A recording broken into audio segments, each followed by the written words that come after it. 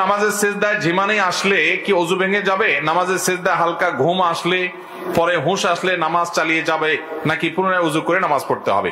শুধু সেজদায় কেন, অনেক সময় দেখা যায় জুমার দিন বেশি হয়। জুমার দিন মানুষ দেখা যায় বসে বসে ওয়াজ শুনে, লম্বা ওয়াজ খুতবা এটা চলতে চলতে ঝিমাইতে ঝিমাইতে ঘুমাইতে ঘুমাইতে লাফ দিয়া ডানে বামে পড়ে যাওয়ার উপক্রম হয় কি হয় না?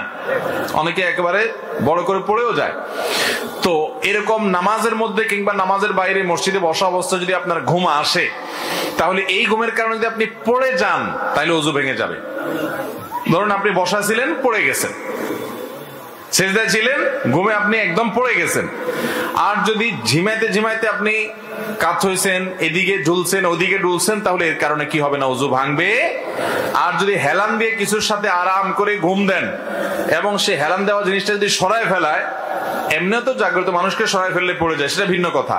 জাগ্রত মানুষ তো কিছুটা টের পেয়ে যায়, কিন্তু ঘুম এত গভীর হয়েছে যেটা সরাইলে আপনি পড়ে যাবে, তাহলে সেক্ষেত্রে ঘুম ওযু ভঙ্গ হয়ে যাবে এবং যার কারণে নামাজ আপনার পড়তে হবে পুনরায় ওযু করে।